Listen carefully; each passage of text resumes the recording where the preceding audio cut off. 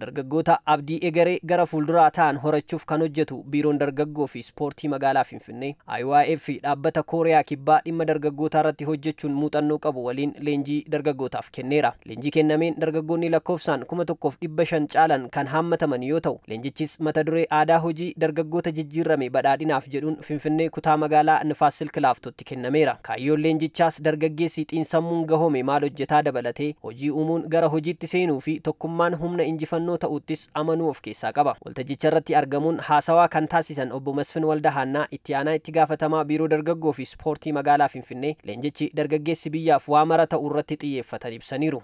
እንግዲህ ወጣትነት ስንል Egaan dargaggeessa yeroo jennu sammuu hojii uumuu irratti kennameef gama tokkoon ammoo hojii uume sana ariitiidhaan hojiitti galuu kan danda'u jechuudha. Kanaafuu yeroo dargaggeessa jennu hojii uumee biyyaafis jijjiirama uumuu kan danda'u akkasumas kalaqaan kan guutame jechuudha. Dargaggeessi biyyaaf waan mara akka ta'e beekamaadha. Kanaafis humna qabnutti hojjannee jijjiiramuun sirriitti nurraa eegama. Kaayyoon leenjii kanaa inni guddaanis kanuma jechuudha. Dargaggoonni Finfinnee leenjicha irratti argaman gama isaaniin leenjiin argatan roga hedduun akka isaan fayyadu yaada kennaniin kaasaniiru.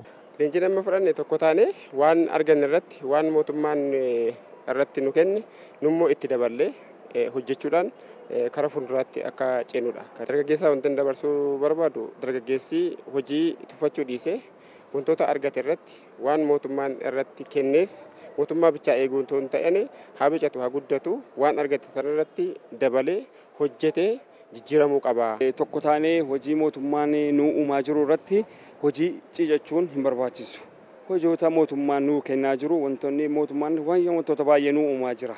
Wanta mootummaan nuu uumaa jiru kana irratti hojjechuudhaan tokko taanee dargaggoonni yeroo baay'ee ciicuun nu keessa jira. Maaliif waan mootummaan nuu uumaa jiru xiqqoodha hin ta'uu jennee hojii ciicanna. Ciicachuun hin barbaachisu. Xiinsammuu irratti bu'aan inni qabu tokkoffaa akkuma amma inni jedhaa jiru dursa waliigaltooma booda waan hundayyuu wanti inni fidu akka biyyaatti illee jijjiirama kan fidudha.